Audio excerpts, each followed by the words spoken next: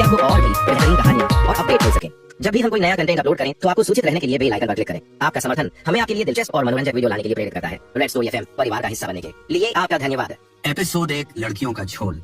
अर्जुन, उस दिन हमारी लड़ाई के बाद मैं स्कूल के पार्क में अकेले बैठकर शराब पी रही थी। मेरा एक दोस्त मुझे वापस ले गया और रात भर मेरी देखभाल की। हमने कुछ गलत नहीं किया, लेकिन उसकी इतनी फिक्र ने मुझे उससे प्यार हो गया। बाद में उसने मुझे बहुत जोर शोर से प्रपोज किया और कल हम साथ आ गए। तो अब मेरा फिर से बॉयफ्रेंड है। तुम्हें अब मेरे पास आने की जरूरत नहीं है। अर्जुन शर्मा ने यह मैसेज पढ़ा और उसके दिल में गहरी उदासी छा गई। उसे यकीन नहीं हो रहा था कि इतनी छोटी सी बात पर उसकी 2 साल की गर्लफ्रेंड प्रिया मेहरा ने इतनी आसानी से किसी और को ढूंढ लिया। हाँ, ये तेरा जवाब है, अर्जुन ने ठंडी हंसी। पहली बार उसे लगा कि उसकी अक्ल को किसी लड़की ने जमीन में मिला दिया। भला कोई नॉर्मल दिमाग वाला लड़का इस बात पर यकीन करेगा? अर्जुन और प्रिया दोनों जूनियर थे जयपुर यूनिवर्सिटी में। एक कॉलेज इवेंट में उनकी मुलाकात हुई थी और जल्दी ही दोनों को एक दूसरे से प्यार हो गया। उनकी जोड़ी को देखकर कई लोग जलते थे। कुछ दिन पहले प्रिया का मूड खराब हो गया क्योंकि उन्हें आर्यन खान के कॉन्सर्ट के टिकट नहीं मिले थे। आर्यन खान वो सुपरस्टार सिंगर जिसके शो के टिकट सेकंड्स में बिक जाते हैं और टिकटिंग सिस्टम तक क्रैश हो जाता है। प्रिया का गुस्सा तो हमेशा बड़ा ही होता था, लेकिन अर्जुन उसे बहुत प्यार करता था। इस बार प्रिया ने हद कर दी और गुस्से में अर्जुन चुपचाप चला गया। अगले दिन प्रिया ने मैसेज किया कि वो ब्रेकअप करना चाहती है। अर्जुन को लगा कि यह बस उसका गुस्सा है और उसने उसे काफी मनाने की कोशिश की, लेकिन प्रिया ने उसका चेहरा तक नहीं देखा। उसे क्या पता था कि हफ्ता बीतते बीतते ऐसा मैसेज आएगा। अरे यारों, चलो बाहर चलकर पीते हैं। शराब कोई अच्छी चीज नहीं, लेकिन दिल के दर्द की सबसे अच्छी दवा यही थी। शुक्र है पिछले 2 सालों में अर्जुन ने कुछ अच्छे दोस्त बना लिए थे और छुट्टियां नजदीक होने के बावजूद सब अभी घर नहीं गए थे।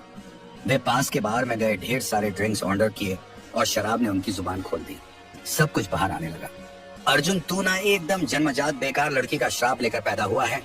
एक हल्का मोटा सा लड़का विक्रम सिंह ने उसकी तरफ उंगली उठाकर कहा। विक्रम अर्जुन का हाई स्कूल और कॉलेज का दोस्त था। हाई स्कूल से लेकर अब तक उसने अर्जुन की सारी लव स्टोरीज देखी थी। अर्जुन का कद औसत था और चेहरा कुछ हद तक अच्छा। उसका परिवार भी ठीक ठाक था और उसने बचपन से वायलिन और पियानो सीखा था। हर तरह से देखो, उसे गर्लफ्रेंड्स की कमी नहीं होनी चाहिए थी। लेकिन पता नहीं उसकी नजर का चक्कर था या उसका टेस्ट ही अजीब, उसे कभी नॉर्मल लड़की पसंद नहीं आई।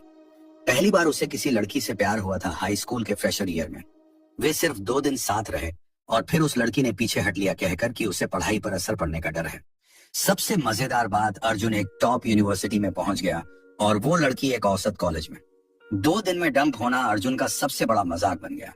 उसका डेस्कमेट रोहन गुप्ता ने 3 साल तक उसका मजाक उड़ाया और जाते जाते ये तीखा ताना मारा, अर्जुन ज्यादा दुखी मत हो। तू किसी ऐसी लड़की से मिलेगा जो 1 दिन में या शायद 3 दिन में पीछे हट जाए, जैसे कोई जादू का जो हो। रोहन की बात सच हो गई और लड़कियों के पीछे हटने के कारणों ने अर्जुन को हंसाया भी और रुलाया भी। एक लड़की ने हाँ कहा और अगले दिन अपने एक्स बॉयफ्रेंड के पास चली गई। दूसरी ने कहा कि अर्जुन बहुत अच्छा है, इसलिए उसके साथ डेटिंग बोरिंग है। तब अर्जुन हैरान रह गया, अपनी जिंदगी पर शक करने लगा। क्या वो पिछले जन्म में कोई बदनाम आशिक था जो अब ऐसी अजीब लड़कियों का श्राप झेल रहा था? फिर प्रिया मिली और उसे लगा कि आखिरकार उसे सच्चा प्यार मिल गया। 2 साल तक उसने प्रिया को दिल से चाहा, उसे इतना प्यार दिया कि प्रिया की रूममेट्स तक जलती थी। लेकिन अब इस हालात में उसे लगा जैसे उसकी आधी दुनिया ढह गई। उसने कल्पना की कि उसके सिर पर चमकती हरी टोपी है खास खूबसूरत नहीं, लेकिन एकदम फिट। यार अर्जुन, मुझे लगता है तुझे कुछ बताना चाहिए। काफी हिचकिचाहट के बाद उसका रूममेट समीर पटेल ने आखिरकार बोलने का फैसला किया। बोल, अब क्या छुपाना, अर्जुन ने कहा और आधी बियर की बोतल गटक ली। वो लड़का जिसके साथ प्रिया है, मैंने उसके बारे में सुना है। उसका नाम कर्ण ओबेरॉय है और वो हमारे कॉलेज का मशहूर अमीर ज़्यादा है। उसके पापा टिकट भारत में बड़ा ओहदा रखते हैं, समीर ने कहा। मैंने उन्हें 2 हफ्ते पहले एक साथ खाना खाते देखा था, लेकिन पक्का नहीं था तो तुझे नहीं बताया। टिकट भारत, अर्जुन के दिमाग में कुछ क्लिक हुआ। हाँ, अब समझ आया तो ये बात है। टिकट भारत देश का सबसे बड़ा टिकटिंग प्लेटफॉर्म था जहां 80% परफॉर्मेंस के टिकट बिकते थे। एक सीनियर लीडर का बेटा होने के नाते करण के लिए आर्यन खान के कॉन्सर्ट के टिकट जुटाना कोई बड़ी बात नहीं थी। चाहे ये सिर्फ कॉन्सर्ट टिकट्स के लिए था या इस अमीर लड़के से दोस्ती के लिए, अर्जुन को अब और जानने की कोई इच्छा नहीं थी। अर्जुन, ऐसी लड़की के लिए ज्यादा दुखी होने की जरूरत नहीं। तेरे जैसे लड़के को अच्छी लड़की मिलना तो आसान है ना? एक और दोस्त राहुल खन्ना ने माहौल हल्का करने की कोशिश की और शरारती मुस्कान के साथ बोला, सुना है कैंपस फ्लावर लिस्ट में अभी भी कई सिंगल हसीनाएं हैं। चेक करेगा, मेरे पास इनसाइडर खबर है। आधी रात तक पीने के बाद अर्जुन लड़खड़ाता हुआ अपने हॉस्टल पहुंचा और सो गया, जैसे सुबह उठने से सारी परेशानियां धुल जाएंगी। अगले दिन फोन की घंटी ने उसे नींद से जगाया। आंखें बंद किए हुए उसने फोन उठाया। हेलो, कौन है? मैं तेरी माँ हूँ, दूसरी तरफ से आवाज आई है। अर्जुन की माँ सुनीता शर्मा थी। तू नालायक, घर कब आ रहा है पड़ोस का?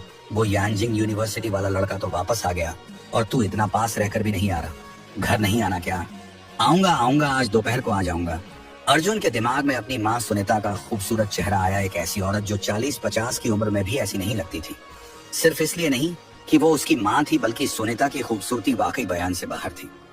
लेकिन उनका गुस्सा उस खूबसूरती से बिल्कुल नहीं मिलता था। सिर्फ सुनीता ही नहीं, अर्जुन के पापा विक्रांत शर्मा भी 20 साल के जवान लगते थे। जब से अर्जुन को होश संभाला, उसके मम्मी पापा के चेहरों पर वक्त ने कोई निशान नहीं छोड़ा था। और अजीब बात यह थी कि उसके पेरेंट्स ने कभी स्किन केयर प्रोडक्ट्स यूज नहीं किए। सुनीता के ड्रेसिंग टेबल पर भी बस कुछ लिपस्टिक्स ही थी। ठीक है, जल्दी आ, तेरे पापा और मेरे पास आज रात तुझसे कुछ बात करनी है। इतना कहकर सुनीता ने फोन काट दिया। स्कूल से घर तक का सफर बस 1 घंटे की ट्रेन और 10 मिनट की टैक्सी का था। आमतौर पर अर्जुन शर्मा इस बोरिंग सफर में एक झपकी ले लेता था, लेकिन इस बार उसका दिमाग कहीं और था। सुबह सुनीता मम्मी ने कुछ अजीब सी बात कही थी। इतने सालों में उन्होंने कभी अर्जुन से इतने सीरियस लहजे में बात नहीं की थी। क्या घर में कुछ गड़बड़ थी? लेकिन ऐसा तो नहीं होना चाहिए। अर्जुन के मम्मी पापा के अलावा कोई रिश्तेदार नहीं था। न दादा दादी, न नाना नानी। जब से उसे होश संभाला, उसने उन्हें कभी नहीं देखा। उसके दिमाग में तो वो सब कब के गुजर चुके थे। और घर की माली हालत यह सवाल बोरिंग सफर में एक झपकी ले लेता था, लेकिन इस बार उसका दिमाग कहीं और था। सुबह सुनीता मम्मी ने कुछ अजीब सी बात कही थी। इतने सालों में उन्होंने कभी अर्जुन से इतने सीरियस लहजे में बात नहीं की थी। क्या घर में कुछ गड़बड़ थी? लेकिन ऐसा तो नहीं होना चाहिए। अर्जुन के मम्मी पापा के अलावा कोई रिश्तेदार नहीं था। न दादा दादी, न नाना नानी। जब से उसे होश संभाला, उसने उन्हें कभी नहीं देखा। उसके दिमाग में तो वो सब कब के गुजर चुके थे। और घर की माली हालत यह सवाल 20 साल से अर्जुन के दिमाग में उलझा था। उसने कभी अपने मम्मी पापा को नौकरी करते नहीं देखा और उसे ये भी नहीं पता था कि वो करते क्या हैं। हालांकि वो कह नहीं सकता था कि उनका परिवार सुपर अमीर है, लेकिन पैसे की कभी कमी नहीं हुई। अर्जुन को कोई अंदाजा नहीं था कि परिवार का पैसा आता कहां से है। उसे हल्का सा एहसास था कि इस बार जब सुनीता मम्मी ने उसे घर बुलाकर कहा कि कुछ बताना है, शायद वो सवालों के जवाब मिल जाएं, जो सालों से उसके दिल में दबे थे। बेटा, इधर स्टेशन से बाहर निकलते ही अर्जुन ने अपने पापा को हाथ हिलाते देखा। लेकिन विक्रांत शर्मा उसके पापा होने के बावजूद अगर वो किसी से कह दे कि वो भाई हैं, तो कोई शक नहीं करेगा। बस इतना ही नहीं, विक्रांत अर्जुन से लंबे और ज्यादा हैंडसम थे। कभी कभी अर्जुन को शक होता कि उसके मम्मी पापा कोई अमर राक्षस तो नहीं, लेकिन उसके पास कोई सबूत नहीं था। अरे पापा, आपने कार खरीदी? अर्जुन ने विक्रांत के पास खड़ी पोर्श केयन को देखकर हैरानी जताई। उसे कारों की ज्यादा जानकारी नहीं थी, लेकिन इतना तो पता था कि ये लाखों की गाड़ी होगी। उनके परिवार के पास कब से इतना पैसा आया? क्या बड़ी बात है, बस एक छोटी मोटी गाड़ी है। विक्रांत ने अर्जुन का भारी भरकम बैग एक हाथ से उठाकर डिक्की में रख दिया। चल गाड़ी में बैठ। अर्जुन हैरान परेशान गाड़ी तक गया। सब कुछ सपने जैसा लग रहा था। पोर्श को छोटी मोटी गाड़ी कह रहे थे। वे एक आम से मोहल्ले में रहते थे, जहां उनका घर 80-90 वर्ग मीटर से ज्यादा का नहीं था। सब कुछ इतना साधारण था, लेकिन अब अर्जुन को लगने लगा कि उसका परिवार उतना साधारण नहीं जितना उसने सोचा था। घर पहुंचते ही खाने की खुशबू ने अर्जुन के मुंह में पानी ला दिया। सुनीता मम्मी ने उनके आने के लिए डिनर तैयार कर लिया था। बीवी, तुम्हारी खाना बनाने की कला तो कमाल हो गई। विक्रांत ने हंसकर सुनीता को चूमा। ये बूढ़ा जोड़ा हर दिन इतना प्यार भरा रहता था कि अर्जुन ने पहले के शौक को भूलकर आंखें तरेर ली। लेकिन सुनीता मम्मी का खाना वाकई लाजवाब था। अर्जुन ने जमकर खाया। इसके सामने कॉलेज कैंटीन का मशहूर खाना तो सुअरों का चारा लगता था। और खा, शायद ये आखिरी बार हो जब तेरे मम्मी पापा तेरे साथ खाना खा रहे हों। सुनीता ने अचानक अर्जुन को उदास आंखों से देखा। आखिरी बार अर्जुन ने चौंककर चम्मच नीचे रख दिया। क्या मतलब? हाँ, विक्रांत ने गला साफ किया। बेटा, तू अब 20 साल का हो गया है और कुछ बातें हमें तुझसे कहनी है। चल स्टडी रूम में। सुनीता और विक्रांत स्टडी रूम की तरफ बढ़े और अर्जुन उत्सुकता से भरा उनके पीछे पीछे गया। स्टडी रूम हमेशा की तरह साफ सुथरा था। बस फर्क इतना था कि टेबल पर एक नाजुक सा छोटा डिब्बा रखा था। बेटा, कुछ बातें हमने तुझसे लंबे समय तक छुपाई, क्योंकि हम चाहते थे कि तू एक आम बच्चे की तरह बड़ा हो, इसलिए तुझे बहुत कुछ नहीं बताया, विक्रांत ने कहा। लेकिन हम अब यहाँ से जाने वाले हैं, तो जाने से पहले तुझे ये सब जान लेना चाहिए। क्या आप ये कहने वाले हैं कि आप लोग कोई राक्षस हैं? अर्जुन ने झट से बोल दिया। क्या बकवास कर रहा है नालायक? विक्रांत ने अर्जुन के सिर पर एक चपत लगाई। तेरे दादाजी का हालचाल हाल ही में बंद हो गया। मैं और तेरी मम्मी उस आखिरी जगह पर जा रहे हैं जहां वो देखे गए थे। हम कल सुबह सुबह निकल रहे हैं। मेरे दादाजी अर्जुन हैरान रह गया। वो तो कब के गुजर चुके थे ना। थप्पड़ एक और चपत उसके सिर पर पड़ी। किसने तुझे कहा कि तेरे दादाजी मर गए? वो बस अब धरती पर नहीं है। हम उनके टच में थे, लेकिन हाल ही में उनका कोई आता पता नहीं है। इसलिए मैं और तेरी मम्मी परेशान हैं और उन्हें ढूंढने जा रहे हैं। क्या क्या धरती पर नहीं? अर्जुन का दिमाग थोड़ा घूम गया। क्या उसके मम्मी पापा कोई नशा करके बकवास कर रहे थे? हम शायद तुझे ये बात हजम करना मुश्किल हो, सुनीता ने सोचा। ऐसे समझ, मैं और तेरा पापा और तेरे दादा दादी हम सब आम इंसान नहीं हैं। कितने खास कर हम 1000 साल तक जीते हैं, हमारी उम्र जीहू नहीं बढ़ती और हमारे पास ऐसी ताकतें हैं जो तू सोच भी नहीं सकता। हाँ पापा मम्मी, आप दोनों ने जरूर कोई साई-फाई फिल्म ज्यादा देख ली है ना? अर्जुन हंसा। आज तो अप्रैल फूल भी नहीं था। अरे मूर्ख बच्चा, सुनीता ने सिर हिलाया। कोई आश्चर्य नहीं, जब तेरे दादाजी ने ये बात तेरे पापा को बताई थी तो वो डर के मारे पैंट गीली करने वाला था। चुप कर, बेटे के सामने थोड़ी इज्जत रख, विक्रांत ने बड़बड़ाया। उसने डिब्बा खोला जिसमें एक सिरिंज जैसी चीज थी, जिसमें कोई अजीब सा तरल पदार्थ बह रहा था। ये हमारी खानदानी निशानी है जो हजारों साल से चली आ रही है। इसे अपने शरीर में इंजेक्ट कर, फिर तुझे सब पता चल जाएगा। हाँ, और अगर तुझे हमारी याद आए तो जल्दी से अपनी प्रिविलेजेस अपग्रेड कर, फिर हमारे साथ कांटेक्ट करने का तरीका मिल जाएगा। और हाँ, ताकि तू भूखा ना रहे, हमने अपने खानदान की सारी दौलत जो पीढ़ियों से चली आ रही है तेरे नाम कर दी। धीरे धीरे तुझे सब समझ आ जाएगा। दौलत, कितना पैसा है हमारे पास? अर्जुन ने हंसकर पूछा। वैसे पापा, वो कार कहाँ से लाए? किराए की थी क्या? निकम्मा विक्रांत ने फिर अर्जुन का सिर ठोका। मैंने इस कार्ड में थोड़ा पैसा डाल दिया है, जैसा चाहे खर्च कर। हमारे खानदान का पैसा खत्म होने वाला नहीं। अर्जुन ने एक काला बैंक कार्ड लिया जिसका मटेरियल अजीब और हाई एंड डिजाइन वाला था। इस कार्ड से तू देश के लगभग हर बड़े मॉल में वीआईपी ट्रीटमेंट पा सकता है। और अगर यकीन न हो तो चेक कर कि इसमें कितना पैसा है। विक्रांत ने रहस्यमयी मुस्कान दी। मैंने कार्ड को तेरे फोन से लिंक कर दिया है। अर्जुन ने उत्सुकता से कंप्यूटर पर कार्ड नंबर डाला और बैलेंस चेक किया। उसके फोन पर तुरंत एक मैसेज आया और उसमें ढेर सारे जीरो देखकर उसका दिमाग गूंजने लगा। 8 जीरो पूरे 10 करोड़। ये सच नहीं हो सकता है ना? अर्जुन का चेहरा सुन्न पड़ गया। पापा मम्मी, हमारे परिवार के पास असल में कितना पैसा है? विक्रांत और सुनीता ने एक दूसरे को मासूम नजरों से देखा, फिर लाचार चेहरा बनाया। हमें भी नहीं पता, कई कंपनियों में हमारे शेयर हैं। वैसे इस मोहल्ले का डेवलपर भी हमारा ही ग्रुप शर्मा प्रॉपर्टीज है। खैर, इस दुनिया में शायद हमसे अमीर कोई नहीं। चपेटी 4, इस दुनिया में हमसे अमीर कोई हो ही नहीं सकता, है ना? ये बात अर्जुन शर्मा के दिमाग में किसी बम की तरह फटी और उसका सर गूंजने लगा। उसे एक मशहूर भारतीय बिजनेसमैन का वायरल सोशल मीडिया पोस्ट याद आया। मुझे कभी फिक्र नहीं कि मेरे दोस्तों के पास पैसा है या नहीं। वैसे भी मुझसे अमीर तो वो हो नहीं सकते। उसके मुकाबले विक्रांत पापा और सुनीता मम्मी की बात का असर कहीं ज्यादा धमाकेदार था। अर्जुन को हैरानी हुई कि इस मोहल्ले का डेवलपर शर्मा प्रॉपर्टीज असल में उनके परिवार का ही था और उसे ये अब तक नहीं पता था। अगर ये सच था तो विक्रांत पापा का उसे पोर्श केएन में लेने आना तो उनकी शान के खिलाफ था, है ना? और वो काला बैंक कार्ड, उसमें इतना पैसा था कि ज्यादातर लोग पूरी जिंदगी ऐश करके भी उसे खर्च ना कर पाए। ठीक है, अब तू बड़ा हो गया है, कुछ बातें समझनी होंगी। कुछ चीजें बोलने की होती हैं, कुछ नहीं। और तुझे अंदाजा तो होगा ही, जब तक तू हमारी तरह इस दुनिया के नियमों को नजरअंदाज करने लायक न बन जाए। ये जिंदगी तुझे आखिरकार बोर करने लगेगी, विक्रांत ने बुजुर्गों जैसी गंभीर आवाज में कहा। अगर तुझे कभी धरती पर बोरियत हो तो हमें ढूंढने आ जाना। और हाँ, अपनी बीवी को साथ लाना मत भूलना, सुनीता ने हंसकर कहा। हम जल्दी में हैं तेरे दादाजी को ढूंढने। तब तक तू अपना ख्याल रख और जितना जल्दी हो सके जरूरी लेवल तक पहुंच। जब पहुंच जाएगा तो सिर्फ हमसे बात करने की मत सोच। अंतरिक्ष में उड़कर हमें ढूंढना भी आसान होगा। अर्जुन अभी अंतरिक्ष में उड़ना और लेवल जैसे शब्दों से उलझा ही था कि विक्रांत ने अचानक उसके हाथ में एक सिरिंज चुभो दी।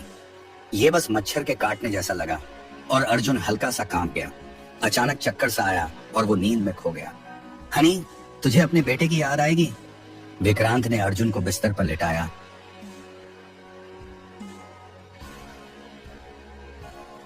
और धीरे से चादर ओढ़ाई, जबकि सुनीता की नजरें उससे हटी ही नहीं।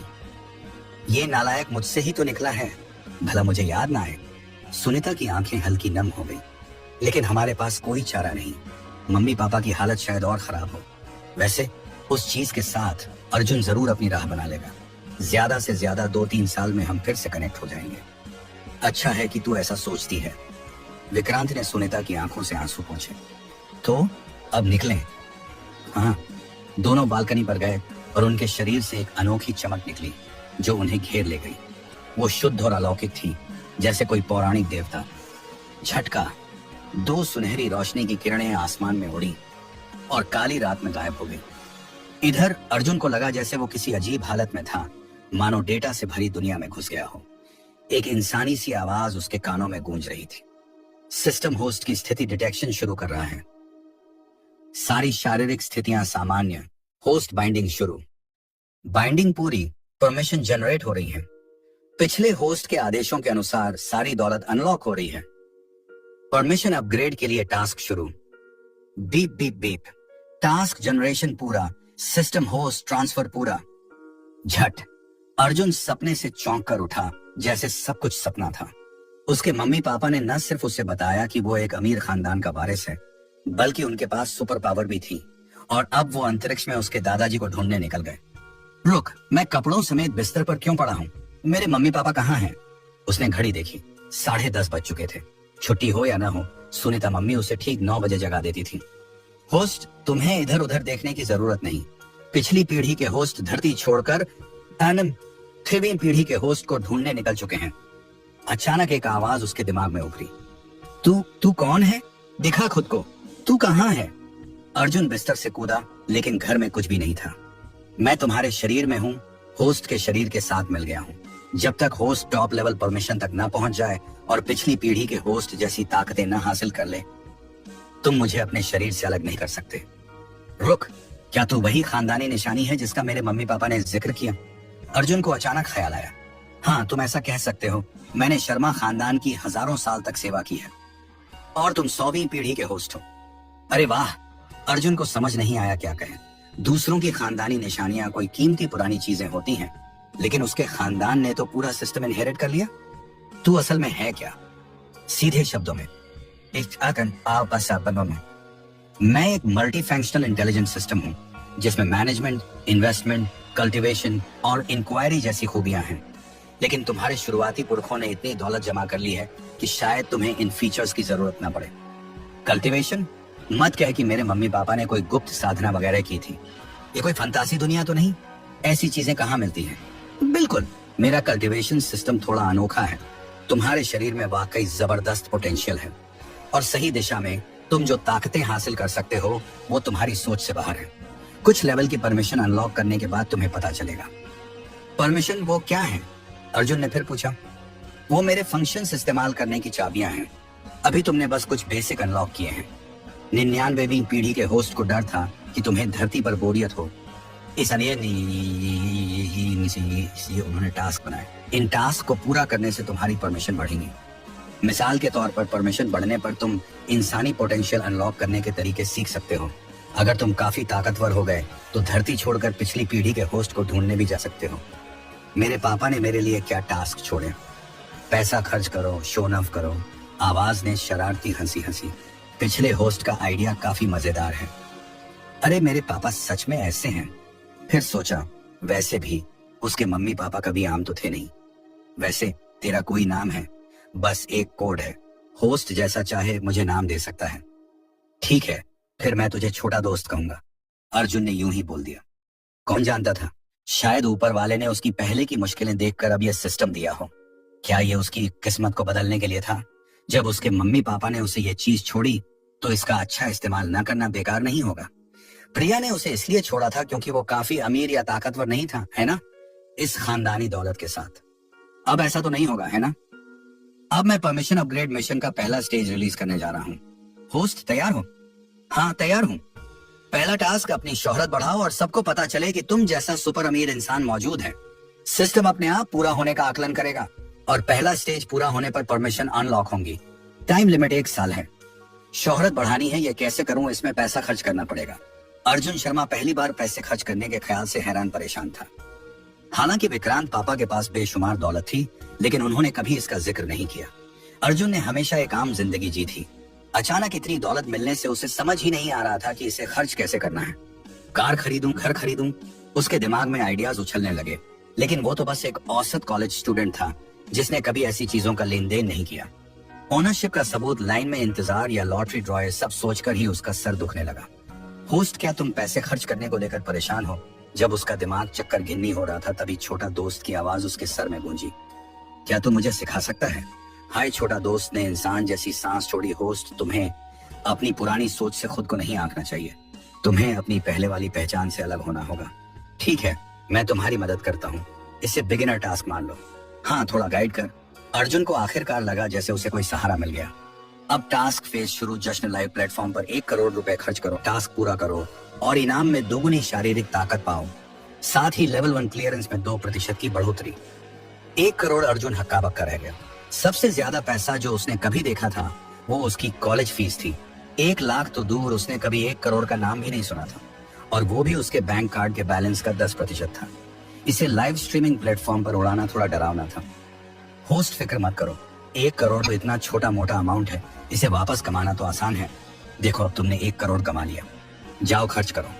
क्या अर्जुन अवाक रह गया। पलक झपकते ही उसने 1 करोड़ कमा लिया। होस्ट, तुम्हें अपनी इंडस्ट्रीज की हद का अंदाजा ही नहीं है। लगता है मुझे तुम्हें थोड़ा सा तो बताना ही पड़ेगा। छोटा दोस्त ने देखा कि अर्जुन अच्छा लड़का है। दौलत मिलने के बावजूद उसकी सोच रातों रात नहीं बदल सकती थी, तो पहले उसे पैसे से झटका देना बेहतर था। तेरी ड्रीम कार कौन सी है? हंस सवाल ने उसे बोलती बंद कर दी। कारों की बात आती थी तो वो बस लोगों से ब्रांड पहचान पाता था। कार की परफॉर्मेंस या मॉडल्स के बारे में उसे कुछ नहीं पता था। लेकिन चाहे कितना भी अनाड़ी हो, हर किसी के दिल में एक ड्रीम कार होती है। अर्जुन भी इसका अपवाद नहीं था। भले ही उसे उसकी परफॉर्मेंस या बनावट का कुछ पता ना हो, लेकिन उसका कूल डिजाइन उसके दिमाग में छप गया था। सूर्यदेव, उसने बिना सोचे बोल दिया। ओहो, मुझे नहीं लगा था होस्ट कि तुम्हें ऐसा सुपरकार पसंद होगा। छोटा दोस्त ने तारीफ की। ये कार सुपरकार्स में बहुत महंगी तो नहीं, लेकिन इसे पैसों से आसानी से नहीं खरीदा जा सकता। लेकिन तुम्हारे लिए ये कोई मुश्किल नहीं। क्या मतलब? ही जल्दी पता चल जाएगा। 5 मिनट बाद अर्जुन का फोन अचानक बजा। अनजान नंबर था, लेकिन उसने उठा लिया। हेलो, कौन बोल रहा है? क्या ये मिस्टर अर्जुन शर्मा है? दूसरी तरफ से एक अधेड़ उम्र की आवाज आई। हाँ, मैं ही हूँ। हेलो मिस्टर शर्मा, मैं राकेश मल्होत्रा, विशाल मोटर्स की सूर्या सुपरकार एशिया डिवीजन का सेल्स हेड हूँ। हमें अभी आपका ऑर्डर मिला है। हमने आपके लिए एक यूनिक कस्टम सुपरकार डिजाइन किया है और अब हम ट्रांजैक्शन कंफर्म कर रहे हैं। हाँ, अर्जुन चौंक गया। उसने कब ऑर्डर दिया ये छोटा दोस्त का काम था, लेकिन ऐसा कैसे हो सकता था? कार सूर्यादेव मॉडल पर आधारित होगी, जिसमें बुलेट प्रूफिंग, ऑटोमेटिक क्रूजिंग और स्मार्ट कंट्रोल्स होंगे। मॉडिफिकेशन 1 हफ्ते में पूरा हो जाएगा और ट्रांजैक्शन 2 हफ्ते में फाइनल होगा।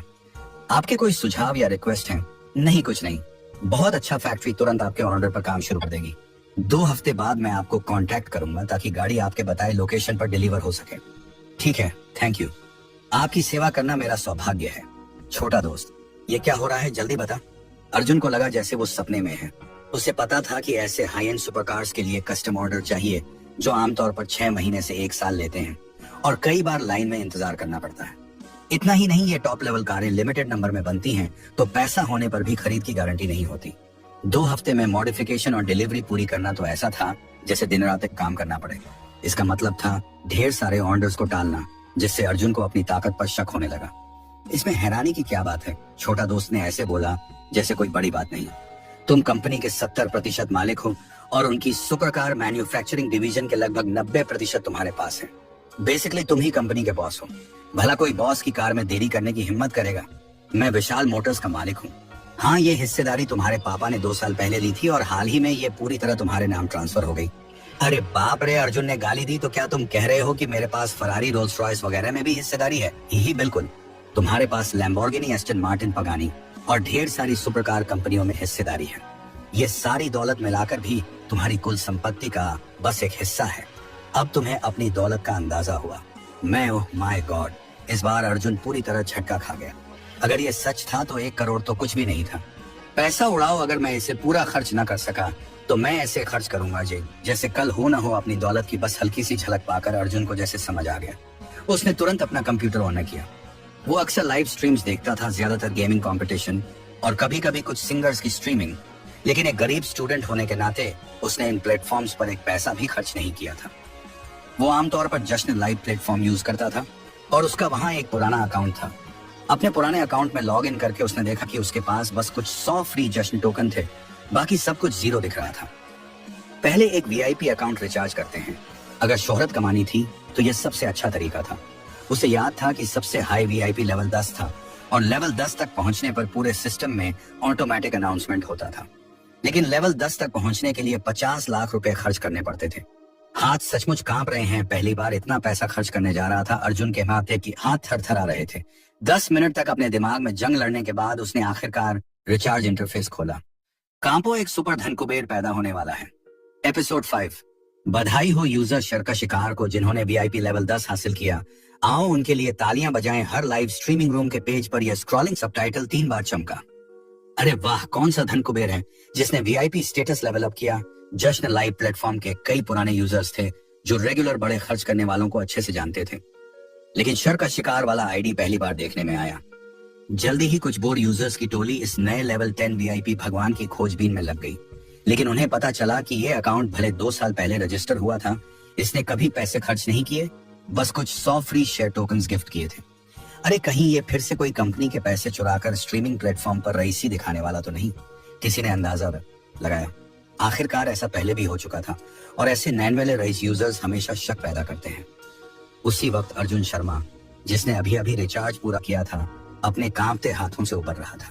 उसे अभी भी यकीन नहीं हो रहा था। उसने बस एक बटन दबाकर जश्न लाइव अकाउंट में 50 लाख रुपए डाल दिए। इतना पैसा जो कई परिवार पूरी जिंदगी में नहीं कमा पाते, और उसने यूं ही कर दिया। होस्ट, ये तो बस पहला कदम है। आगे तुम्हें ढेर सारे मौके मिलेंगे दिल खोलकर पैसे उड़ाने के, और धीरे धीरे आदत पड़ जाएगी। पता है, बस इतने साल आम जिंदगी जीने के बाद एकदम से एडजस्ट करना मुश्किल है। खैर, छुट्टियों का टाइम था और ब्रेक अभी शुरू ही हुआ था। लाइव स्ट्रीमिंग इंडस्ट्री के लिए ये पीक सीजन था। अर्जुन ने आदतन एक गेम लाइव स्ट्रीम रूम में क्लिक किया जो उसका फेवरेट स्ट्रीमर था। अरे ये क्या तुम लोगों को पता है, इस बदमाश ने झाड़ियों में छुपकर 2 मिनट तक मुझ पर हमला किया। पूरे 2 मिनट। हाय रामा, तेरा जंगल नहीं चाहिए क्या? लाइव स्क्रीन पर एक गोलमटोल स्ट्रीमर बंटी भाई गुस्से में बड़बड़ा रहा था, जबकि स्क्रीन पर ढेर सारे बुलेट कमेंट्स तैर रहे थे। 6666 बंटी भाई, तुमने जो अजय टैंक का वादा किया था, वो खिलौना कार कैसे बन गया? तुझे तो पता भी नहीं चला कब रौंद दिया गया। हाँ, ये तो बहुत मजेदार है। मैं एक कटोरी और खा सकता हूँ। बंटी भाई जल्दी जवाबी हमला करो। जंगलर ने वो किल लिया। इतने लास्ट हिट्स के साथ इकोनॉमी गैप ज्यादा नहीं हुआ। अपनी स्किल्स से कम बैक करो। ये गोलमटोल बंटी भाई इस प्लेटफॉर्म के सबसे पॉपुलर गेम स्ट्रीमर्स में से एक था। वो पहले प्रोफेशनल प्लेयर था और अपने मजेदार और चटपटे स्ट्रीमिंग स्टाइल की वजह से उसे बंटी भाई बुलाया जाता था। उसकी पॉपुलैरिटी प्लेटफॉर्म पर जबरदस्त थी। वो तो मर चुका है, देखो मैं उसे अकेले मार डालूंगा। बेहद स्किल्ड मूव्स के साथ बंटी भाई ने अपने दुश्मन को छोटी छोटी बातों में पछाड़ दिया। एक बार गैंग होने के बावजूद उसने स्टाइल में दुश्मन को मार डाला और सिर्फ 20 हेल्थ बाकी रहने पर बच गया। शाबाश बंटी भाई, तुम कमाल हो। मैं तुम्हारा फैन बन गया। 6666666। बंटी भाई की स्किल्स में पुराने दिन की कमी नहीं। ही मैंने कहा था ना, मैं उसे अकेले मार डालूंगा। गैंग करेगा मुझ पर कोई चांस नहीं। बंटी भाई अपनी जीत का मजा ले भी नहीं पाया था कि नीचे की लेन से एक मिसाइल उड़ी और उसे ठीक निशाने पर मारकर ढेर कर दिया। अरे नहीं बंटी भाई, गुस्से में उछल पड़ा, सिगरेट भी उल्टा मुंह में डाल लिया और वो अपनी कुर्सी समेत फर्श पर लुढ़क गया। हा, जिंक्स को रॉकेट के लिए थैंक्स। हंस हंस कर मर गया। कोई मुझे बचा लो, सीपीआर चाहिए। Classic scene. जो भी बिग शॉट इसे कल स्ट्रीम वाइड पर पैरोडी में एडिट करेगा, मैं उसे जरूर एक कॉइन दूंगा। स्क्रीन के सामने अर्जुन बंटी भाई के कॉमेडी ट्विस्ट पर हंस हंस कर लोटपोट हो गया। बंटी भाई को इतने समय से देख रहा था। भले ही ये मिशन का हिस्सा था, लेकिन अपने फेवरेट स्ट्रीमर पर पैसा तो खर्च करना ही था। शर का शिकार ने स्ट्रीमर बंटी भाई को 99 शेयर टोकन्स गिफ्ट किए। शर का शिकार ने स्ट्रीमर बंटी भाई को 99 शेयर टोकन्स गिफ्ट किए। 10 एक्समान मैसेजेस लाइव स्ट्रीमिंग पेज पर चमके। पहले से तेजी से चलने वाला बुलेट स्क्रीन किसी बम की तरह फट पड़ा और एकदम गुलजार हो गया। अरे वाह, ये कैसा ऑपरेशन है? एक साथ करीब 1000 शेयर टोकन्स गिफ्ट कर दिए। यूं ही 5 लाख रुपए उड़ा दिए। अरे बिग स्पेंडर, तुम्हारी टांग पर लटकने की जगह है क्या? मैंने ये आईडी पहले देखा था। ये वही बिग शॉट है जिसने अभी वीआईपी लेवल 10 टॉप अप किया। रईस भाई, मैं तुम्हारा फैन बन गया। 6 बिग शॉट को सलाम। बंटी भाई अभी अपनी कुर्सी पर वापस चढ़ा ही था। स्क्रीन पर गिफ्ट्स की बांट देखकर वो चौंक गया। भले ही उसकी स्ट्रीम में अमीर फैंस की कमी न थी, लेकिन किसी को इतने बेतकल्लुफ ढंग से इतना खर्च करते उसने कभी नहीं देखा। एक बड़े स्ट्रीमर के तौर पर 5 लाख उसके लिए बहुत हैरान करने वाला नहीं था, लेकिन कोई इतना पैसा यूं ही उड़ा दे, वो कोई आम इंसान तो नहीं हो सकता है ना। अनुभवी होने के नाते बंटी भाई हमेशा सतह से ज्यादा देखता था। शर का शिकार को 990 शेयर टोकन्स के लिए थैंक यू। थोड़ी देर में तुम्हें मॉडरेटर बना दूंगा, मजा आएगा। बंटी भाई ने कहा, पहले से ही दोस्ती करने की सोच रहा था। जल्दी ही अर्जुन को मॉडरेशन प्रिविलेजेस मिल गए और बंटी भाई ने उसे प्राइवेट मैसेज भेजा, भाई व्हाट्सएप पर जुड़ना है, कभी साथ में गाड़ियां भगाएंगे। बिल्कुल अर्जुन ने बिना हिचके अपना व्हाट्सएप आईडी भेज दिया, बंटी भाई जब फ्री हो मुंबई आ जाना, मैं डिनर करवाऊंगा। मैं अब कुछ और रूम्स चेक करता हूँ, पक्का व्हाट्सएप पर बात करते रहेंगे। शर का शिकार ने स्ट्रीमर बंटी भाई को 99 शेयर टोकन्स गिफ्ट किए। शर का शिकार ने स्ट्रीमर बंटी भाई को 99 शेयर टोकन्स गिफ्ट किए। रूम से निकलते वक्त अर्जुन ने फिर से 990 शेयर टोकन्स भेज दिए। उसे अंदाजा भी नहीं था कि उसने रूम में क्या तहलका मचा दिया। अम्मा, ये आज इतनी जल्दी स्ट्रीमिंग क्यों कर रही है? अर्जुन ने अपनी फॉलो लिस्ट खोली। बंटी भाई के अलावा एक और स्ट्रीमर का रूम ऑन था। अनन्या एक टैलेंट स्ट्रीमर थी। अर्जुन उसे एक ऐसी लड़की के तौर पर देखता था जो रात 10 बजे के बाद पियानो बजाना और गाना पसंद करती थी। उसकी आवाज मधुर और मीठी थी। भले ही उसकी स्ट्रीम ज्यादा व्यूअर्स नहीं खींचती थी, वो हमेशा टाइम की पक्की थी। और जो बात सबसे ज्यादा लोगों को खींचती थी वो ये कि उसने कभी अपना चेहरा नहीं दिखाया। उसके गाने खूबसूरत थे और पियानो स्किल्स कमाल की, लेकिन शायद ये दुनिया चेहरों को ज्यादा तवज्जो देती है, इसलिए टॉप लेवल फीमेल स्ट्रीमर्स के मुकाबले अनन्या की पॉपुलैरिटी इतनी ज्यादा नहीं थी। आज अनन्या ने काली ड्रेस पहनी थी और पियानो बजाते हुए एक इंग्लिश गाना गाने में मगन थी। हमेशा की तरह अर्जुन ने ठुड्डी पर हाथ रखा और चुपके से उसका गाना सुना। So why should we waited? And I should be waiting for someone new, even though that it wasn't you. गाने के बोल ने अर्जुन को ढेर सारी खूबसूरत यादें ताजा कर दी और न चाहते हुए भी उसकी आंखें हल्की नम हो गईं। एपिसोड 6 गाना खत्म हुआ और अर्जुन शर्मा अभी भी उसकी मधुरता में खोया था, जबकि चैट रूम के कमेंट्स में तूफान मच गया। नहीं अनन्या के फैंस की वजह से, बल्कि अर्जुन के आने से ढेर सारे दर्शकों की भीड़ उमड़ पड़ी। लेवल 10 वीआईपी के कुछ खास प्रिविलेज थे, जैसे हर स्ट्रीम में घुसते ही सिस्टम नोटिफिकेशन। कई लोग दौड़े चले आए उम्मीद में कि ये रहस्यमय धन कुबेर स्ट्रीमर को इनाम देगा। आमतौर पर अनन्या के रूम में बस कुछ हजार व्यूअर्स होते थे, कभी 20,000 से ज्यादा नहीं। लेकिन अर्जुन के आने से रूम के व्यूअर्स अचानक 1 लाख के पार चले गए और अभी भी बढ़ रहे थे। तो धन कुबेर को इस टाइप की लड़कियां पसंद हैं। हाँ, वो चेहरा नहीं दिखा रही, कहीं दादी माँ तो नहीं, मेरे सालों के औरतों के तजुर्बे से कहता हूँ, ये जरूर हसीना है। चेहरा ना दिखाए लेकिन वो हाथ, वो टांगे, ये तो कमाल की होगी। ये स्ट्रीमर इतना अच्छा गाती है, मुझे और कुछ नहीं चाहिए। अगर शेर भाई को पसंद है तो मैं इसे फॉलो कर रहा हूँ। शेर भाई के गिफ्ट्स का इंतजार X1086। अनन्या का असली नाम अनन्या रॉय था। उसे उम्मीद नहीं थी कि अचानक इतने सारे लोग उसकी स्ट्रीम में घुस पड़ेंगे। परिवार पहले काफी अमीर था, वरना वो पियानो जैसी स्किल जो ढेर सारे पैसे मांगती है कैसे सीख पाती। लेकिन बाद में उसके परिवार के बिजनेस को बड़ा झटका लगा और वो भारी कर्ज में डूब गए। अब कॉलेज में वो लाइव स्ट्रीमिंग से अपनी जिंदगी और ट्यूशन का खर्चा चलाती थी। उसे पता था कि स्ट्रीमिंग इंडस्ट्री मिलीजुली चीज है, इसलिए उसने ये तरीका चुना। लेकिन चेहरा न दिखाने की वजह से कई लोग इंटरेस्टेड नहीं होते थे और उसकी कमाई ज्यादा नहीं थी। प्लेटफॉर्म की हिस्सेदारी के बाद उसकी मंथली इनकम बस जिंदगी का खर्चा निकाल पाती थी और जो बचता वो ट्यूशन के लिए काफी था। वो स्ट्रीमिंग इंडस्ट्री की हलचल पर ज्यादा ध्यान नहीं देती थी, बस अपने शेड्यूल पर पियानो बजाती और गाती थी। और उसे नहीं पता था कि उसका रूम अचानक इतने लोगों से क्यों भर गया जो किसी शेर भाई की बात कर रहे थे। शर का शिकार ने स्ट्रीमर अनन्या को 99 शेयर टोकन्स गिफ्ट किए। दिल खोलकर खर्चा ठीक 990 शेयर टोकन्स। पियानो के सामने बैठी अनन्या रॉय ने अपना मुंह ढक लिया, हैरानी से बोल नहीं पा रही थी। 990 शेयर टोकन्स, हर एक की कीमत 5,000 रुपए, यानी करीब 5 लाख। एक छोटी स्ट्रीमर के लिए प्लेटफॉर्म 50% लेता था, लेकिन फिर भी उसे 25 लाख रुपए मिलते, जो शायद उसकी 5 साल की लगातार स्ट्रीमिंग की कमाई से ज्यादा था। इससे उसके अगले 2 साल के स्कूल का खर्चा और ट्यूशन कवर हो जाता। इतना ही नहीं, वो अपने परिवार की हालत को भी थोड़ा आसान कर सकती थी। उसे लगा जैसे भाग्य की देवी ने खुद उसे गले लगाया हो। ये नाम इतना जाना पहचाना क्यों लग रहा है? अनन्या ने शेर भाई का नाम नहीं सुना था, लेकिन शर का शिकार आईडी उसे जानी पहचानी लगी। उसके करीब 50,000 फॉलोअर्स थे, हालांकि रोजाना सिर्फ 5,000 के आसपास उसकी स्ट्रीम देखते थे। उसे अपने रेगुलर विजिटर्स याद थे और शर का शिकार ऐसा लगता था जैसे कोई रोज आने वाला हो। थैंक यू शेर भाई, आपके गिफ्ट के लिए बहुत बहुत शुक्रिया। उस पल अनन्या को और कोई तरीका सूझ नहीं रहा था अपनी शुक्रगुजारी जताने का। वाह, धन कुबेर ने फिर शुरू कर दिया। शेर भाई, मेरे पास आज खाने के पैसे नहीं हैं, प्लीज मुझे खाना खिलाओ। मेरा अकाउंट है X। 6 भारतीय महिलाएं जो सुंदरता और दिमाग के लिए जानी जाती हैं। प्रियंका चोपड़ा से जुड़ा ये राज जानकर यकीन नहीं होगा। मैं बिंदास भविष्यवाणी करता हूँ, ये स्ट्रीमर अब छा जाएगी। कोच, मैं भी पियानो सीखना चाहता हूँ। मैं गाना चाहता हूँ। जब अनन्या अभी भी खुशी में डूबी थी, चैट में एक कमेंट ने उसकी भावनाओं को आंसुओं में बदल दिया। मुझे नहीं पता तुम्हारे आसपास क्या चल रहा है, लेकिन तुम्हारी स्ट्रीम्स को इतने समय से देखकर लगता है कि तुम बहुत खुश नहीं हो। उम्मीद है ये गिफ्ट्स तुम्हारी थोड़ी मदद करेंगे और तुम्हारे गाने और पियानो जल्दी खुशहाल हो जाएं। 6 शेर भाई, सिर्फ अमीर नहीं, उनका चार्म भी टॉप क्लास है। इस मूव को फुल मार्क्स। वाह, अगर मैं स्ट्रीमर होती तो अब तक फिदा हो चुकी होती। मुझे तो रोमांस की हल्की सी खुशबू आ रही है, या ये मेरा वहम है? ऊपर वाले मुझे भी वो खुशबू आ रही है। लगता है कोई कहानी शुरू होने वाली है। मैं जरूर करूंगी, थैंक यू। अनन्या ने सिर हिलाया। भले ही कोई देख नहीं सकता था। उसने अपने आंसू पोंछे और खुद को संभालने की कोशिश की। शेर भाई, कोई गाना या ट्यून जो आप सुनना चाहेंगे? मुझे रिवर फ्लोज इन यू सुनना अच्छा लगेगा, अगर ठीक हो। ये अर्जुन का सबसे फेवरेट पियानो पीस था, बिना किसी शक।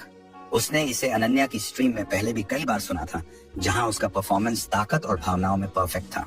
बिल्कुल अनन्या के नाजुक हाथों ने पियानो पर फिसलना शुरू किया। उसने ये पीस कम से कम 1000 बार बजाया था और इसे दिल से जानती थी। जैसे ही पियानो की आवाज गूंजी, पूरा रूम शांत हो गया। पीस खत्म होने के बाद अर्जुन ने बिना हिचके फिर से 99 शेयर टोकन्स की सीरीज भेज दी, जिससे चैट रूम में फिर हंगामा मच गया। 6 भारतीय हसीनाएं जो स्टाइल और टैलेंट के लिए मशहूर हैं। दीपिका पादुकोण का ये सीक्रेट जानकर हैरान रह जाओगे। शेर भाई, मैं गिड़गिड़ाता हूँ, प्लीज मुझे भी थोड़ा डोनेट कर दो। कोई बिग शॉट बता सकता है शेर भाई क्या करते हैं? कहीं किसी कंपनी के बॉस तो नहीं? ये तो पागलपन की हद है। मैं अभी बंटी भाई की स्ट्रीम से आया, जहां शेर भाई ने 10 लाख के गिफ्ट्स दिए, और यहाँ फिर वही। क्या ये आज गिफ्ट लीडर बोर्ड पर कब्जा करना चाहते हैं? हाय, आखिर में बस 20 लाख ही खर्च हुए। 1 करोड़ खर्च करना सचमुच थकाऊ है। अर्जुन ने 50 लाख रिचार्ज किए थे, लेकिन सिस्टम ने उसे 10,000 शेयर टोकन्स दिए। उसने अभी बस 2000 टोकन्स खर्च किए, यानी सिर्फ 20 लाख।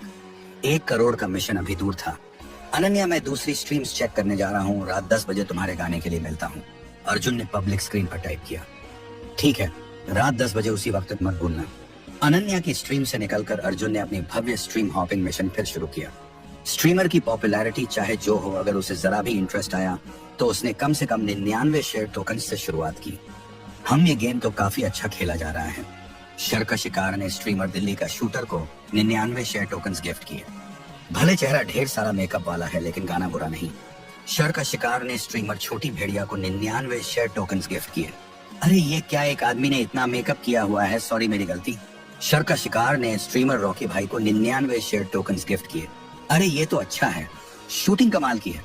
कोई चीट तो नहीं? मैं रिकॉइल कंट्रोल क्यों नहीं कर पाता? पूरी दोपहर जश्न लाइव प्लेटफॉर्म पर बिताने के बाद अर्जुन ने आखिरकार 1 करोड़ खर्च करने का टास्क पूरा कर लिया। वो खुद थोड़ा सुन्न हो गया था, लेकिन इस प्लेटफॉर्म ने एक लेजेंड देख लिया। कोई शर का शिकार नाम का, जिसे शेर भाई बुलाया जाता था, उसने सिर्फ 3 घंटे में 1 करोड़ रुपए उड़ा दिए। उसने पॉपुलैरिटी देखकर नहीं, बस अपनी पसंद से इनाम दिए, और दर्शकों ने इसे 4 शब्दों में समेट दिया। अमीर मनमौजी, एपिसोड 7, छोटा दोस्त। मैंने ये टास्क पूरा कर लिया, अब मुझे इनाम नहीं मिलना चाहिए। अर्जुन शर्मा ने जश्न लाइव प्लेटफॉर्म से लॉग आउट किया और उत्साह से अपना इनाम मांगा। स्टेज टास्क पूरा लेवल 1, परमिशन अनलॉक टास्क की प्रोग्रेस 2% बढ़ी, कुल प्रोग्रेस 2%, अतिरिक्त इनाम, शारीरिक फिटनेस का 2 गुना एनहेंसमेंट। अर्जुन को लगा जैसे उसके शरीर में बिजली का करंट दौड़ रहा हो। उसने एक रहस्यमयी ऊर्जा को हर कोशिका में उमड़ते महसूस किया।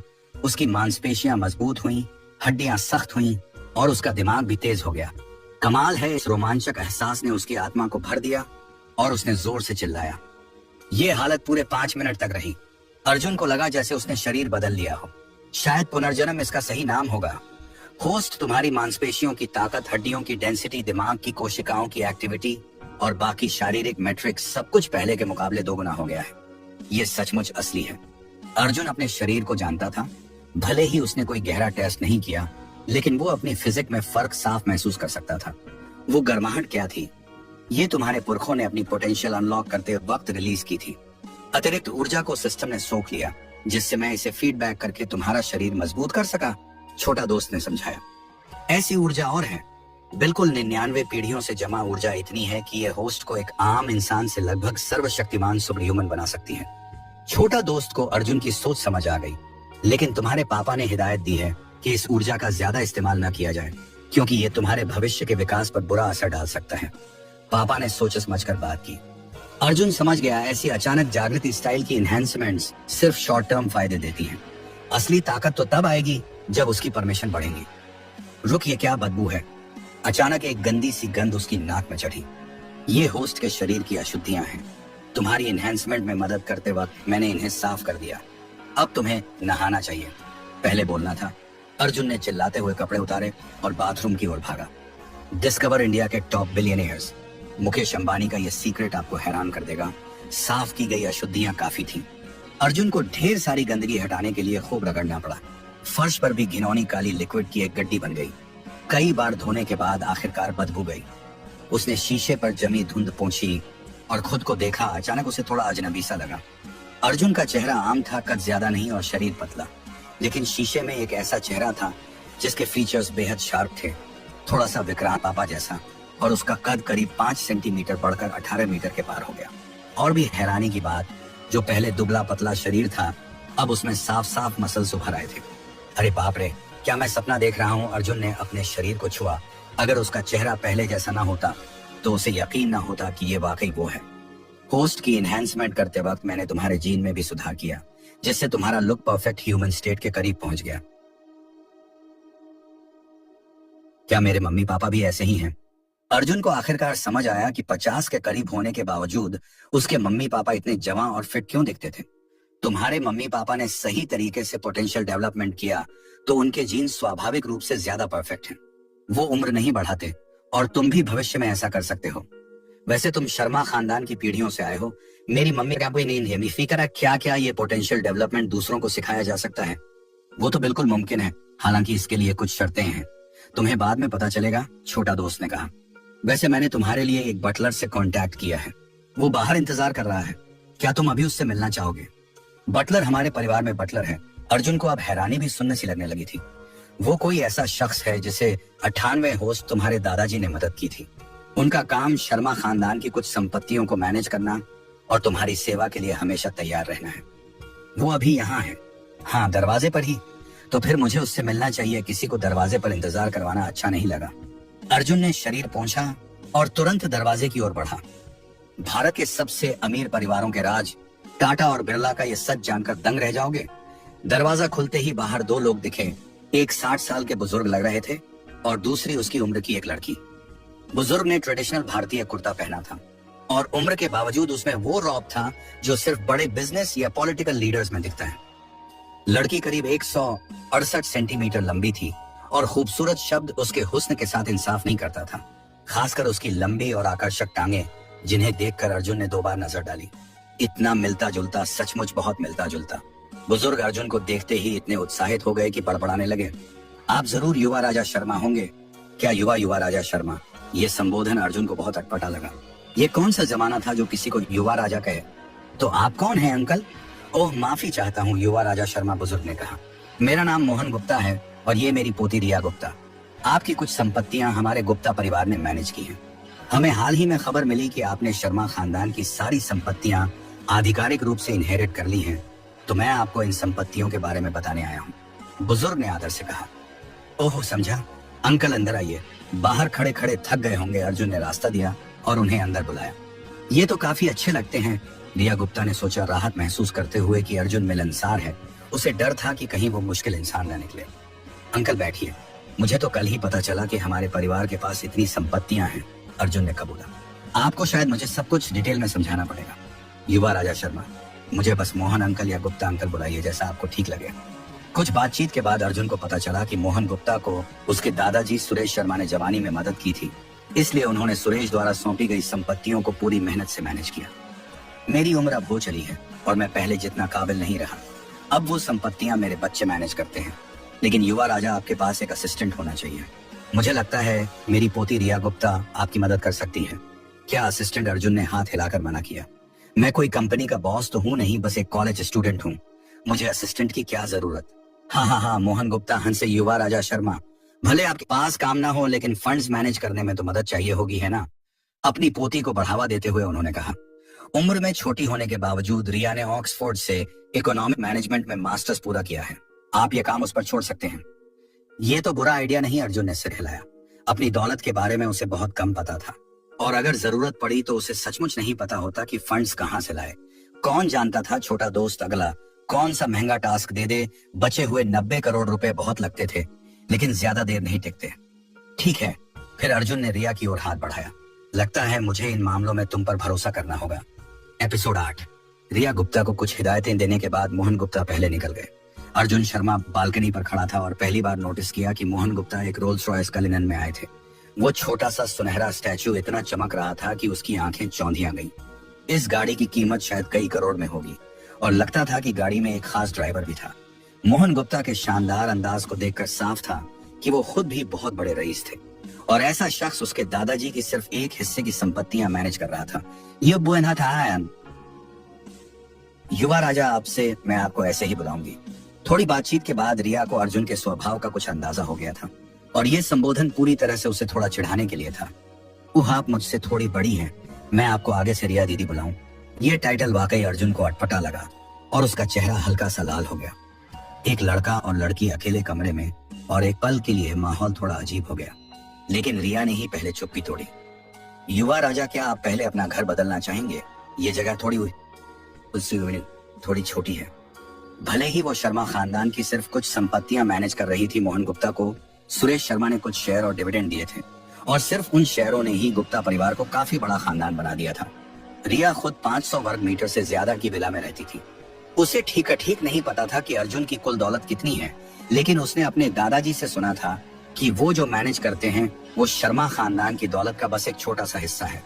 यहाँ तक कि उन्हें भी नहीं पता था कि शर्मा खानदान के पास असल में कितनी संपत्ति है। लेकिन एक बात वो पक्के तौर पर कह सकते थे कि अगर शर्मा खानदान चाहे तो पूरी दुनिया की इकोनॉमी पलक झपकते ढह सकती है। हजारों सालों में जमा हुई दौलत किसी की सोच से बाहर थी। घर बदलना, हाँ, आपके पास लगभग हर शहर में प्रॉपर्टीज हैं।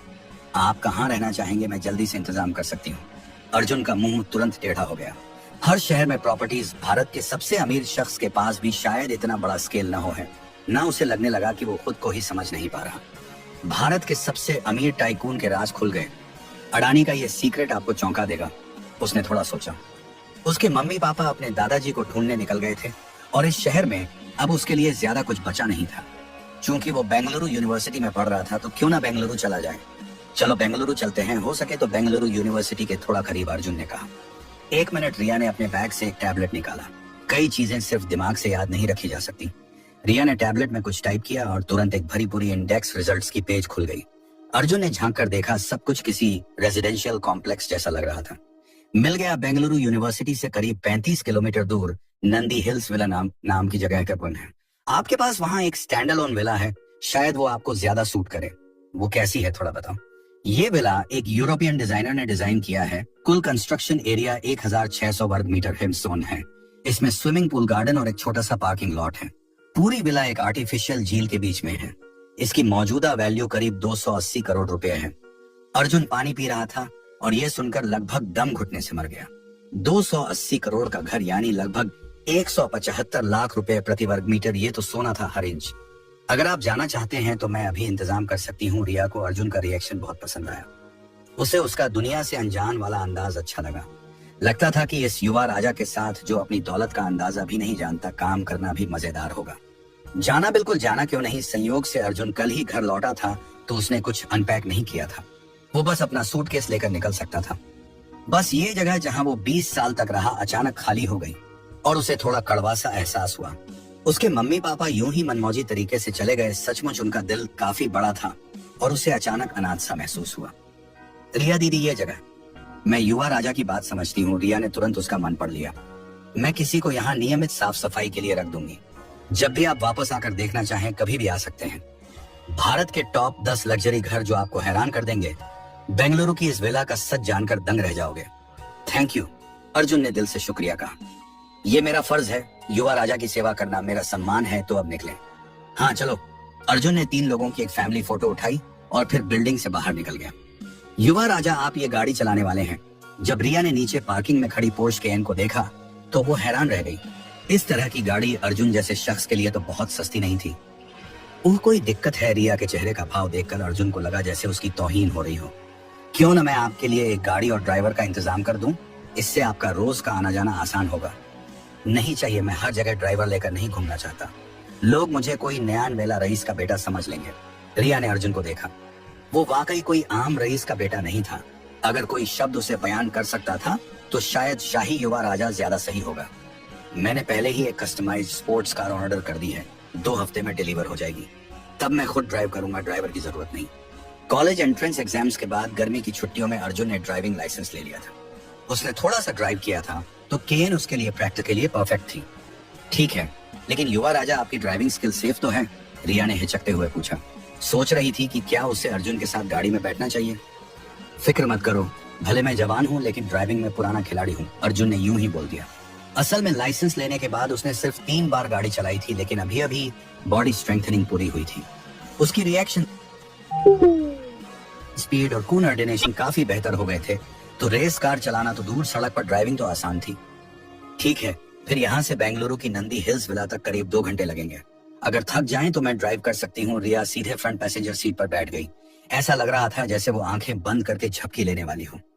तुम्हें मुझ पर काफी भरोसा है, अर्जुन ने गाड़ी चालू की और धीरे धीरे उसे गैरेज की पार्किंग से बाहर निकाला। मेरे परिवार की जान युवा राजा के दादाजी ने बचाई थी। अगर वो न होते तो शायद मैं जैसी कोई होती ही नहीं। तो भले ही क्रैश में मर जाऊं, ज्यादा से ज्यादा मैं बस तुम्हें एक जान लौटा दूंगी, रिया ने कहा। इतना सीरियस अर्जुन ने अपने आप से बड़बड़ाया। आखिर उसके दादाजी ने क्या किया था कि उनका परिवार इतना वफादार हो गया? आज से मेरी जिंदगी पूरी तरह बदल जाएगी, अर्जुन ने आसमान की ओर देखा। ऐसा लग रहा था कि आज से हर दिन अनगिनत सरप्राइजेस से भरा होगा। एपिसोड 9। जब वो बेंगलुरु पहुंचा तो रात के करीब 8 बज चुके थे। भले ही अभी जुलाई थी, आसमान धीरे धीरे अंधेरा हो रहा था और उसके सामने एक जानी पहचानी इमारतों का समूह उभरा। बेंगलुरु यूनिवर्सिटी का स्टूडेंट होने के नाते अर्जुन शर्मा ने नंदी हिल्स एस्टेट के बारे में सुना था। ये जगह सिर्फ हाई एंड विलास बेचती थी और ये बात ही ढेर सारे लोगों को डरा देती थी। यहाँ रहना अपने आप में स्टेटस और शान की निशानी था। उसके रूममेट्स के मुताबिक यहाँ सबसे सस्ता विला 80 लाख रुपए प्रति वर्ग मीटर था और सबसे छोटा विला 200 वर्ग मीटर का, यानी सबसे सस्ता विला भी 16 करोड़ से ज्यादा का। ऐसी कीमतें पहले अर्जुन की सोच से बाहर थी। कितने लोग पूरी जिंदगी मेहनत करते हैं और इतना पैसा नहीं कमा पाते, लेकिन अब उसके पास नंदी हिल्स एस्टेट के ठीक बीच में एक विला था। पहले का सेल्स सेंटर अब सर्विस सेंटर में बदल चुका था। इतने हाई एंड मोहल्ले में हर साल मोटी मैनेजमेंट फीस ली जाती थी और बदले में उतनी ही शानदार सर्विसेज मिलती थी। युवा राजा, इस विला की प्रॉपर्टी ऑनरशिप आपके नाम ट्रांसफर हो चुकी है और चाबियां सर्विस सेंटर में है। कुछ समय पहले हमने वहां साफ सफाई करवाई थी, आप तुरंत मूव इन कर सकते हैं। और इंटीरियर का क्या, युवा राजा, आपको सचमुच नहीं पता, ये सारे हाई एंड विलास पूरी तरह डेकोरेटेड आते हैं। रिया गुप्ता हंसी, लेकिन आपका थोड़ा अलग है। इसे एक आर्टिस्ट और मास्टर आर्किटेक्ट ने मिलकर डिजाइन किया है और ये आपको पूरी तरह खुश कर देगा। दोनों साथ साथ सर्विस सेंटर में गए। इसे सर्विस सेंटर कहना गलत था, ये तो हाई एंड कैफे जैसा था। यहाँ हर मालिक को फ्री सर्विसेज मिलती थी। फ्रंट डेस्क पर एक बहुत खूबसूरत लड़की थी। लगता था कि यहाँ का बाहरी काम वाकई बहुत अच्छा था, लेकिन उसके बगल में रिया गुप्ता की तुलना में वो फीकी पड़ गई। हेलो, मैं Nandi hills estate service centre से शालिनी अय्यर हूँ। आप मुझे शालू बुला सकते हैं। आपका क्या काम है? शालिनी नाम की लड़की ने प्रोफेशनल स्माइल दी। हेलो, मैं मिस्टर अर्जुन शर्मा की पर्सनल असिस्टेंट हूँ। हम नंदी पैलेस को रिक्लेम करने आए हैं। नंदी पैलेस, शालिनी एकदम चौंक गई, क्योंकि नंदी पैलेस कई साल पहले बिकने के बाद से खाली पड़ा था। उसके सुपरवाइजर ने एक बार हिदायत दी थी कि अगर कोई इस विला को रिक्लेम करने आए तो तुरंत रिपोर्ट करना है और सबसे बेहतरीन सर्विस देनी है। अगर इस शख्स को नाराज किया तो जरा सी नाखुशी भी मतलब था, सामान बांध कर निकल लो। ये बात यहाँ काम करने वाले हर शख्स को बार बार समझाई गई थी। ये अमीरों का मोहल्ला था और नंदी पैलेस की कीमत 280 करोड़ से ज्यादा थी। ऐसे लोगों को नाराज नहीं किया जा सकता। बस 2 घंटे पहले मैनेजर ने फोन करके कहा था कि नंदी पैलेस का मालिक आज रात मूव इन करने वाला है। उन्हें इस शख्स का अच्छे से स्वागत करना था, कोई नाखुशी नहीं होनी चाहिए और प्रोसीजर्स जितनी जल्दी हो सके उतनी जल्दी करने थे। शालिनी ने तुरंत एक प्यारी सी स्माइल दी। मैम सॉरी, हमें कुछ प्रोसीजर्स पूरे करने होंगे। कृपया मालिक का आईडी और प्रॉपर्टी सर्टिफिकेट दिखाएं। उसकी नजर रिया और अर्जुन के चेहरों पर घूमी। उसे इस खूबसूरत लड़की की पहचान पता थी, क्योंकि उसने अभी कहा था कि वो मिस्टर अर्जुन शर्मा की असिस्टेंट है। तो क्या यह जवान लड़का नंदी पैलेस का मालिक हो सकता है? लेकिन उसने तुरंत सिर हिलाया। अर्जुन बहुत जवान था। इतना महंगा विला तो किसी रईस दूसरी पीढ़ी के लिए भी बड़ा खर्चा होता। मालिक तो कोई अमीर मिडिल एज्ड या बुजुर्ग शख्स होगा। और यहाँ लंबे समय तक काम करने से शालिनी की नजरें तेज हो गई थी और वो तुरंत बता सकती थी कि अर्जुन के कपड़े किस लेवल के हैं। इस स्टेटस के साथ उसे तो आम विला खरीदना भी मुश्किल था, नंदी पैलेस तो दूर की बात। ये जरूर असिस्टेंट मैम का छोटा भाई होगा या कुछ उसने अपने मन में अंदाजा लगाया। ओह, मुझे लगता है प्रॉपर्टी सर्टिफिकेट पहले ही यहाँ डिलीवर हो चुका है ना? जरा रुकिए, मैं चेक करती हूँ। शालिनी ने तुरंत फोन करके चेक किया और सचमुच 1.5 घंटे पहले किसी ने प्रॉपर्टी सर्टिफिकेट वहाँ भेजा था। लेकिन चूंकि वो एक्सप्रेस डिलीवरी से आया था, उन्होंने मालिक का मेल यूं ही नहीं खोला। जल्दी ही एक और स्टाफ मेंबर पैकेज लेकर आया। इस पैकेज का रिसीवर मिस्टर अर्जुन शर्मा है। कृपया उनके रिलेटेड डॉक्यूमेंट्स दिखाएं ताकि हम आपको यह सौंप सकें। युवा राजा, आपका आईडी रिया को अर्जुन का आईडी रखने की जिम्मेदारी नहीं सौंपी गई थी। ओह हाँ, ये रहा। अर्जुन ने देर से जल्दी से अपने बैग से आईडी निकाला। बेंगलुरु के सबसे महंगे घर जो आपकी सांस रोक देंगे, इस नंदी हिल्स विला का सच जानकर हैरान रह जाओगे। युवा राजा फ्रंट डेस्क की लड़कियों के चेहरे का रंग तुरंत बदल गया। उन्होंने अभी अभी ये पक्का किया था कि ये जवान लड़का नंदी पैलेस का मालिक नहीं हो सकता। क्या उनका अंदाजा इतनी जल्दी गलत साबित हो रहा था? अर्जुन ने अपना आईडी दिया। सचमुच भले ही आईडी की फोटो में थोड़ा फर्क था, लेकिन कुछ फीचर्स बताते थे कि ये वाकई सामने खड़ा लड़का था, यानी वो सचमुच नंदी पैलेस का मालिक था। जरा बैठिए, हम तुरंत सारे प्रोसीजर्स पूरे कर देंगे। बस 15 मिनट में शालिनी ने तुरंत एक मोहक स्माइल दी और जानबूझकर या अनजाने में उसने अर्जुन की ओर कुछ फ्लर्टी नजरें डाली। यहाँ काम करने वाली कौन सी लड़की नहीं चाहती थी कि उसे जवान, अमीर और हैंडसम बॉयफ्रेंड मिले। सामने खड़ा अर्जुन इन तीनों खूबियों को पूरी तरह पूरा करता था। अगर वो उसमें इंटरेस्ट ले ले तो क्या वो फिनिक्स की तरह उड़ान नहीं भर लेगी? युवा राजा, मैं गारंटी देती हूँ कि अगर आप चाहें तो इनमें से कोई भी आज रात आपके बिस्तर पर आने को तैयार होगी। रिया ने मजाक किया। तो क्या मैं आपके लिए कुछ इंतजाम करूं? भले ही अर्जुन का प्रिया मेहरा के साथ 2 साल का रिलेशनशिप रहा था, वो अभी भी एक टिपिकल जवान लड़का था। ऐसे मजाक का वो कहाँ सामना कर सकता था? उसका चेहरा तुरंत शर्म से लाल हो गया। रिया दी, ऐसी बातें मत करो, मैं वैसा इंसान नहीं हूँ। अर्जुन को घबराया हुआ देखकर रिया को नहीं पता क्यों बहुत मजा आया। युवा राजा, आप ऐसे नहीं कर सकते। आपके स्टेटस और दौलत के साथ आपको आगे चलकर ढेर सारी शानदार लड़कियां मिलेंगी। आपको अपनी सोच जल्दी बदलनी होगी, वरना बाद में पछताओगे। मिस गुप्ता, मिस्टर शर्मा, आपकी कॉफी। एक जवान लड़की ने सावधानी से दोनों के सामने कॉफी रखी। मेरा नाम नेहा राव है। अगर आपको कुछ चाहिए तो मुझे बुला लीजिए। हमारे मैनेजर जल्दी आएंगे क्योंकि नंदी पैलेस की कीमत बहुत ज्यादा है। चाबियां हमेशा उनके पास रहती हैं। जब वो झुकी, शायद जानबूझकर उसने अपनी गोरी छाती का बड़ा सा हिस्सा बिना किसी ढकाव के अर्जुन को दिखा दिया। ठीक है, समझ गए, थैंक यू। अर्जुन ने शांत दिखने की कोशिश की। मैंने क्या कहा था? तुमने यकीन नहीं किया। रिया ने वो सीन नोटिस किया और अर्जुन के कप के नीचे से एक छोटा सा नोट निकाला जिसमें फोन नंबरों की एक स्ट्रिंग थी। वैसे उस लड़की का लुक और फिगर काफी अच्छा है। युवा राजा की सेवा के लिए मुश्किल से लायक। अगर तुम शर्मीले हो तो मैं इंतजाम कर सकती हूँ। रिया ने अर्जुन को पूरी तरह चिढ़ाने का मन बना लिया था।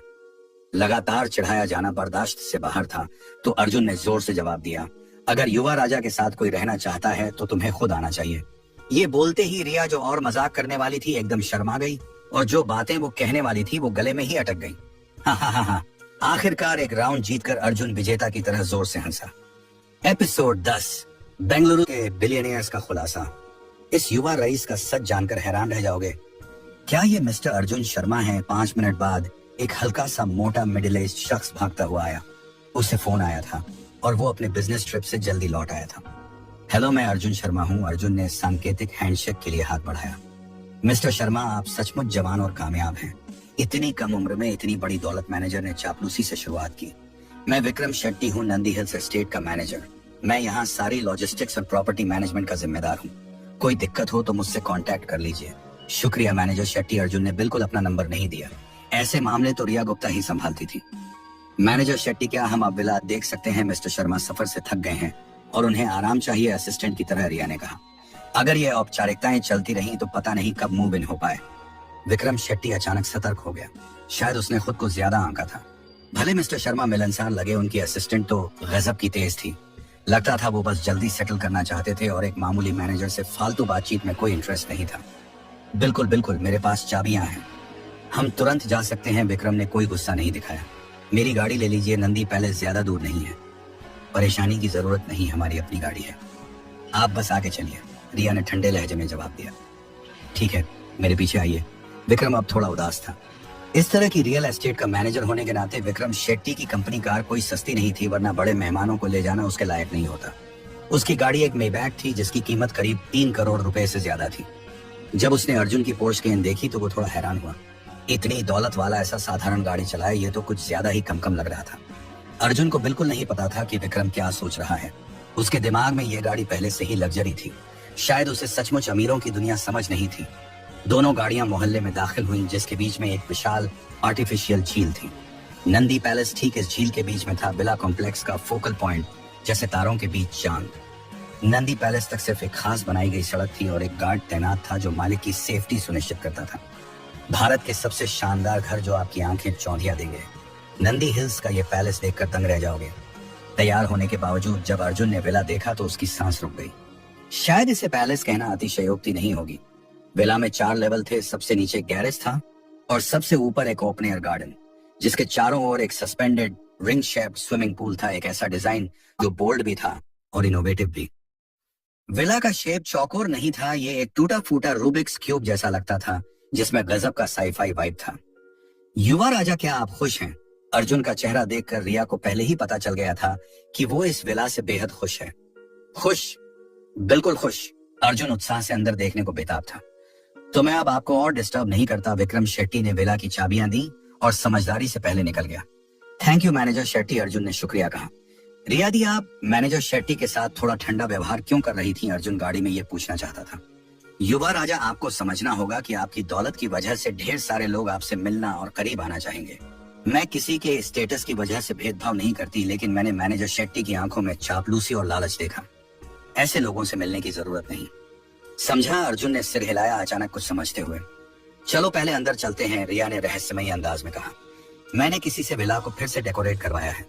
भले वक्त थोड़ा कम था, लेकिन आपको पसंद आएगा। अर्जुन उत्साह से विला में घुसा। शानदार टाइल्स पर पैर रखने में भी हिचक रहा था। ये टाइल्स कस्टमर मेड हैं, जिनके ऊपर आर्टिफिशियल क्रिस्टल की लेयर है, रिया ने समझाया। हर टाइल 40 सेंटीमीटर बाय 40 सेंटीमीटर है और इसकी कीमत करीब 5 लाख रुपए प्रति टाइल है। 5 लाख रुपए एक टाइल। अर्जुन पागल होने वाला था। यानी 30 लाख रुपए प्रति वर्ग मीटर। शहर के सेंटर में घरों की कीमत भी इतनी होती है। एंट्रेंस पर 2 चोल वंश के कांस्य मूर्तियां थीं, करीब 1 मीटर ऊंची, जिनमें ताजा पौधे रखे थे। साफ था कि घर साफ करने वाले बहुत मेहनती थे। ये चोल वंश की दुर्लभ कांस्य मूर्तियां हैं, शायद आपके पुरखों से चली आ रही हैं। इनकी मौजूदा कीमत 12 करोड़ रुपए से ज्यादा होनी चाहिए। हर एक की, रिया ने जोड़ा। हिस्सा अर्जुन ने फिर सांस खींची।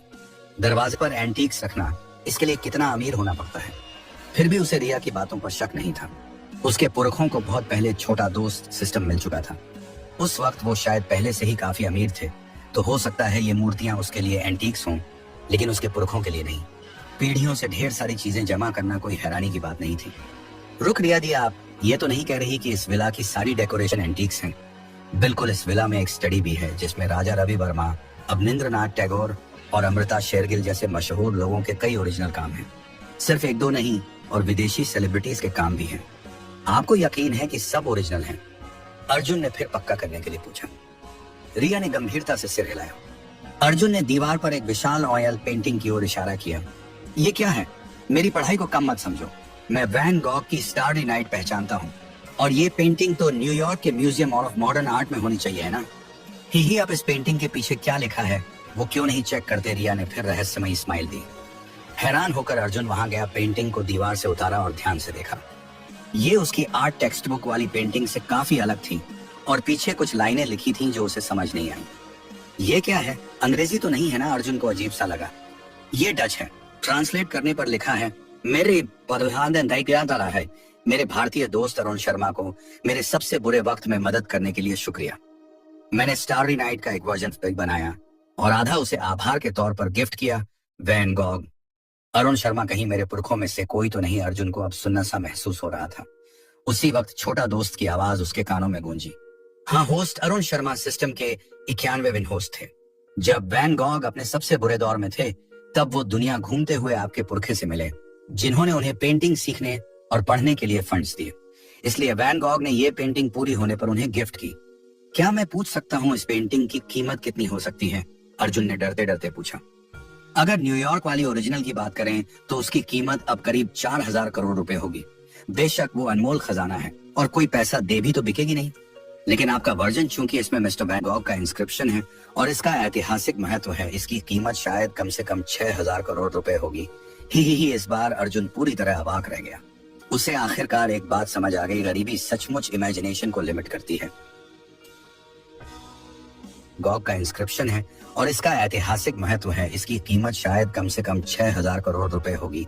ही इस बार अर्जुन पूरी तरह अवाक रह गया। उसे आखिरकार एक बात समझ आ गई, गरीबी सचमुच इमेजिनेशन को लिमिट करती है।